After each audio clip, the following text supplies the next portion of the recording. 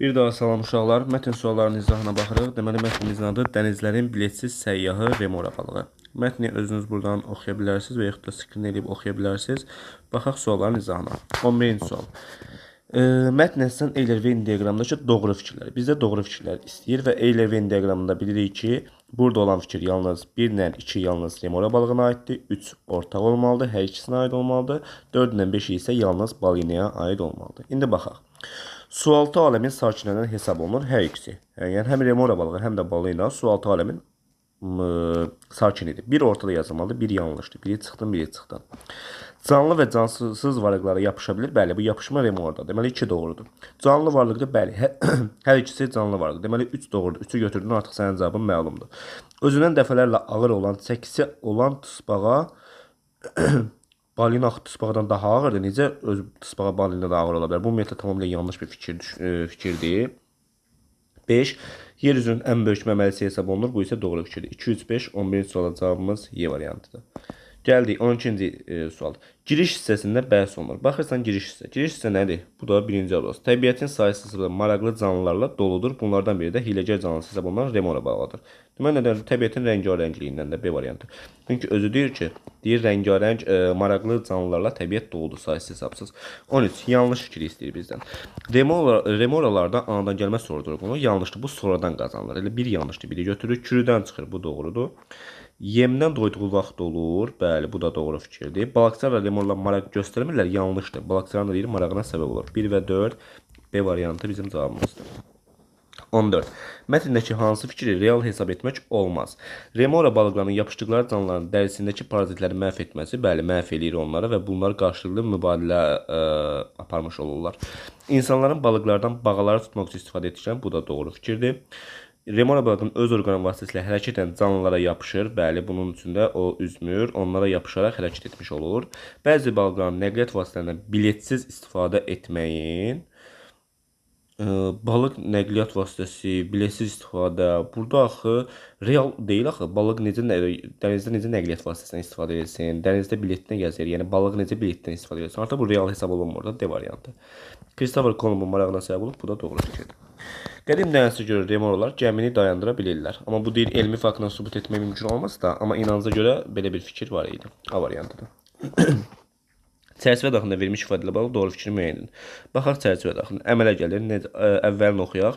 Kürdən təzə çıxan Remoradan yapışan orqan olmur. O sonra əmələ gəlir. O sonra yaranır. Məcazi mənadadır və yaranmaq üsulu əvəz oluna bilər. D variantı bizim cavabımızdır.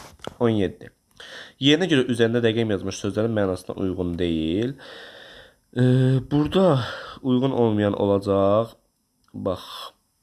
Burada yəni bu münasibət hər şey təvəzzür. Burada münasibət, burada isə fərqləndirmə deyir. Təbii ki, bu yerinə görə uyğun deyil. Münasibət başqa bir şeydir. Fərqləndirmək başqa bir şeydir. Bu təbii ki, onu əvəz edə bilməz. Ona görə 17-ci sualı cavabımız B variantıdır. 18.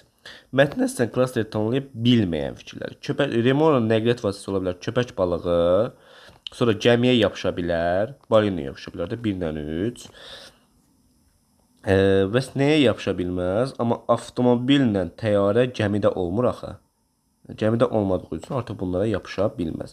Bizdən tanımlaya bilməyəndir. 2 və 5 Y variantı bizim cavabımızdır.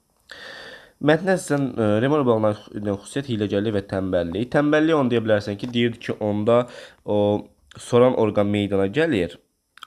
Bax, əvvəl aktiv şəkildə hərəkət edən Remora sorucu orqan yaranmağa başladı, get-gedə üzməyə tənbəllik edir. Deməli, sorucu orqan yaranmağa başladıqdan sonra tənbəllik edir, bunu yaza bilərsən. Hiləgərliyini isə, bu deyir, o enerji sərf edən minlərlə kilometr yol qət edərkən sahibinin dərisindəki zərərli parazitləri təmizlə onu xəstəlikdən qoruyur. Buradadır, yox, o buradadır. Yem ilə bol olan yerlərdən keçərkən o nəqliyyatdan qopur və qidalanmağa məşğuldur. Burada isə hiləgərliyinə məşğuldur. Bu fikirləri yaza bilərsiniz. 6-cı abzasda sonuncu cümləni tamamlamaq üçün nöqtəyə yəni uyğun olan 6-cı abzasa baxaq. Deyir ki, əlbəttə müasir elm sübut edir ki, bir balığın nəhəng gəmini dayandırması fiziki cəhətdən mümkün deyil. Lakin bu inanc insanlar tərəfindən inanılır. Qədimdən bəri insanlar tərəfindən bu şəkildə qəbul edilmişdir. Bu tipli fikirlər bizim cavabımızdır. Gəldik növbəti mətn qəfəsdən azadlığa. İkinci mətndə sualımıza baxaq. 21-ci sual. Deməli, üzərində rəqəm yazmış hansı sözlərin kontekstə görə mənası izahı düzgün deyil. Deməli, birinci söz fəvvarədir. Fəvvarə təzyiq altında fışqıran su şırnağı deməkdir. Bunun cavabı 2-də verilib. Çar hovuz isə böyük hovuz deməkdir. Bunun cavabı isə 1-də verilib. Bunların yeri dəyişir. Belə izahı düzgün olmayan B variantı olacaq. Mətndəki dialoqda iştirak edir. Quş dili bilən adamdır. Bir də tacirdir. 3 və 4 D variantı. Mətn əslən yanlış fikirləri müəyyən edin. Tacir bülbül üçün bir çar hovuz tikdirmişdi. Bülbül üçün yox, o əvvəlcədən var idi. Bu yanlışdır. Bülbül tacirin özünü düzəltdi, özü düzəltməmişdi. Onu başqasına düzəltdirmişdi. Bu yanlışdır. Çar hovuzu bir neçə fəvvarəsi vardı. Doğrudur. Quş dili bilən adam tacirin xidmətçisi idi. Yanlışdır. Bülbülün yuvası meşədə idi. Doğrudur. Yanlışları istəyir 1 2 4 Y variantı cavabımızdır. Bu tacirin diqqətindən yayınmadı. Bu hara əlavə olunacaq? Bu tacirin diqqətindən yayınmadı.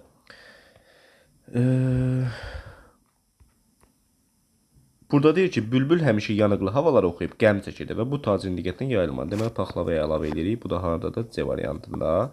Mətnin son cümləsi nəyi ifadə edir? Son cümlə azadlıq hər şeydən üstündür. Bu mətnin əsas ideyası da, əsas məğzini ifadə edir. Əsas ideyanı. D variantı. Hansı fikir mətnin giriş hissəsinə aid deyil? Bülbülə qulluq edilməsi varmı giriş hissədə? Meşədən yanıqlı bülbül tapılır, günüş gücünə heyran qalırlar, baxmaq üçün bir xidmətçi tutulur. Bəli, ona qulluq edilməsi var. Bu giriş hissəyə aiddir. Biri çıxırsan, qəfəsin təsviri var, qızıl gümüşdən əlavə olunmuşdur. 1-dən 2-ləri çıxaq, cavabımız qalır 4 və 5. Bülbülün vəziyyətinin müzakirəsi əsas hissədir, bülbülün izlənməsi isə nəticə hissəsindədir. Deməli 4 və 5 A variantı bizim cavabımızdır. 27. Cədvəldəki doğru fikirləri müəyyən edin. Problemlə üzləşir. Bülbül. Problem həllinə şərait yaradır. Tacir quş bilən adamı çağırır. Həllində iştirak edir quş bilən adam. Bülbülün dediklərini tərcümə edərək problem həllində iştirak edir. 2, 3, 5 D variantı bizim cavabımızdır. Bu hadisəni real hesab etmək olmaz. 2 nəfərin izləməsidir, xidmətçi tutulması, qəvəzli həyata sevməməsini, amma quş dilində bülbülün şeir ifadə etməsini quş dilində bunu real hesab eləyə bilmərik. 29. Həmin tərkibi sizin uyğun plan verin. Giriş hissəsinə yaza bilərsən ki, bülbülün tutulması. Bülbülün qəfəsdə saxlanması, bülbülün qəfəsi. Nəticəsini yaza bilərsən ki, bülbülün azadlığı, bülbülün vətəninə qayıtması. Bunların nəticəsinə aiddir. Tacir. Tacir düşüncəsiz deyildi, əksinə. Müdrik obraz kimi də dəyərləndirə bilmərik, amma anlayışlı idi. O bülbülü anlayışla qarşılayır ki, deyir ki, və buradadır. Tacir ağa, sən buna təəccüblənmə. Hər kəsin vətəni, evi, eşiyi özünə xoşdur. Bülbül burada azaddır. Azadlıq hər şeydən üstündür. Bu fikri əslən deyə bilər ki, tacir anlayışlı bir obraz kimi yadda qalır.